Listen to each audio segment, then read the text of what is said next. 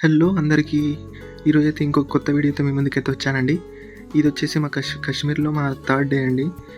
ఈరోజు వచ్చేసి మేమైతే డల్ లేక్‌లో షికారా రైడ్ అనేది తీసుకున్నామండి. షికారా రైడ్ అంటే ఇది బోట్ రైడ్ అండి. కాశ్మీర్‌లో చాలా ఫేమస్.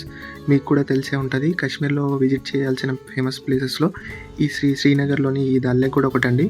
ఇదొచ్చేసి చలికాలంలో మాత్రం ఫుల్‌గా ఐస్‌తో కూడి ఉంటదండి. అసలు ఏ విధమైన బోట్స్ కూడా వెళ్ళడానికి వీలు లేకుండా ఐస్‌తో ఉంటదండి. మేమైతే కావా తాగామండి. కావా అంటే ఇక్కడ స్పెషల్ అండి. కావా వచ్చేసి ₹50 మాకైతే చార్జ్ చేశారు. తర్వాత చాట్ ఇంకా చాలా ఐటెమ్స్ అయితే మన దగ్గరికి వస్తాయండి అమ్మడానికి. మనకి నచ్చితే తీసుకోవచ్చు. ఇంకా చికెన్ కబాబ్ అయితే మేమైతే ట్రై చేసామండి. రేట్స్ వచ్చేసి కొంచెం హైగానే ఉంటాయి బయటతో పోలిస్తే. కానీ మంచి ఎక్స్‌పీరియన్స్ అండి. చూస్తున్నారు కదా! ఫ్రూట్ చాట్ అని, కాఫీ అని చాలా అంటే చాలా వస్తుంటారు మన దగ్గరికి. కొంచెం రేట్స్ హై ఉన్నా కూడా మనం ఎప్పుడో ఒకసారి వెళ్తాం కాబట్టి ట్రై చేయాలని నేనైతే చెప్తానండి. అయితే మాకు షికారా రైడ్‌కొచ్చేసి 2 అవర్స్‌కొచ్చేసి మాకొచ్చేసి 400 అయితే చార్జ్ చేశారండి. ఇంకా చూస్తున్నారు కదా! చికెన్ కబాబ్ అయితే మేమైతే ట్రై చేసాము. చికెన్ కబాబ్‌కొచ్చేసి ₹250 అయితే మాకైతే చార్జ్ చేశారండి. చూస్తున్నారు కదా! Beautiful view.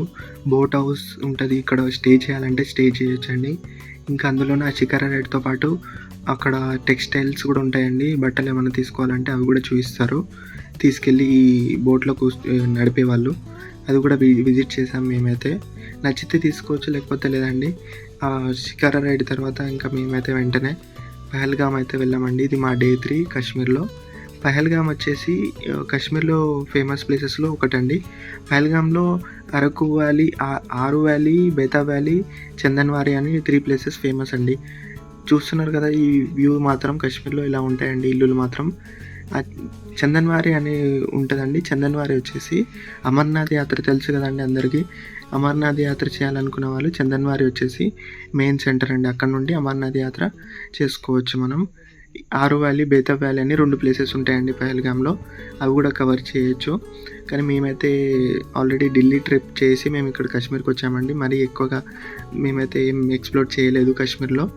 ఇంకా నార్మల్‌గానే సోన్మార్గ్, దాల్ లేక్ ఇంకా ఈ పహల్గామ్ విలేజ్‌కి అయితే వచ్చామండి. విలేజ్‌కొచ్చి ఆ వ్యూస్ చూసుకున్నాము. చూస్తున్నారు కదా! ఆ వ్యూస్ అయితే చాలా అంటే చాలా బ్యూటిఫుల్‌గా ఉండే. ఆ వ్యూస్ చూసుకొని ఇంకా మళ్ళీ మేము ఆరు వ్యాలీ, బేతాబ్ వ్యాలీ అవన్నీ అయితే విజిట్ చేయలేదు. జస్ట్ పహల్గామ్ విలేజ్ అయితే విజిట్ చేసి కాసేపు టైం స్పెండ్ చేసి మళ్ళీ ఈవినింగ్ అయితే మేమైతే జమ్మూ వెళ్ళడానికైతే స్టార్ట్ అయిపోయామండి. ఆ వ్యూ మాత్రం చాలా అంటే చాలా బాగుంటుందండి. Once in a life moment అని చెప్తానండి నేనైతే.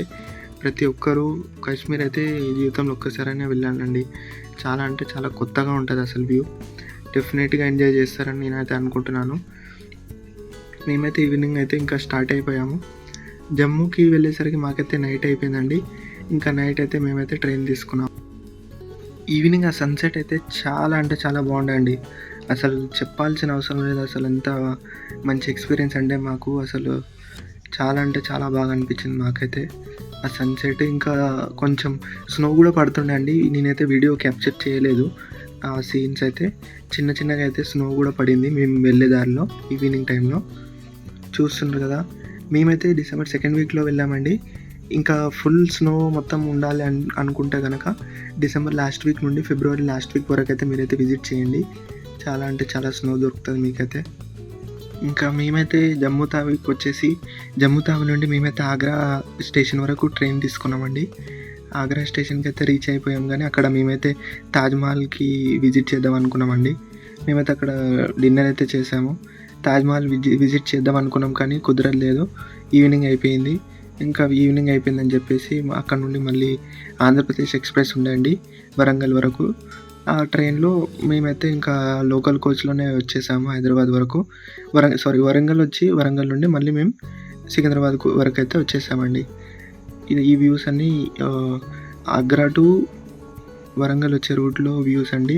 మేము వచ్చింది లోకల్ కోచ్‌లో కానీ చాలా అంటే చాలా ఖాళీగా ఉండేయండి ట్రైన్ మాత్రం. ఇంకా ఇవి వచ్చేసి వరంగల్ టు హైదరాబాద్ వచ్చే సీన్స్ అండి ఇవన్నీ. అండ్ ఫైనల్లీ మేమైతే హైదరాబాద్ రీచ్ అయిపోయామండి.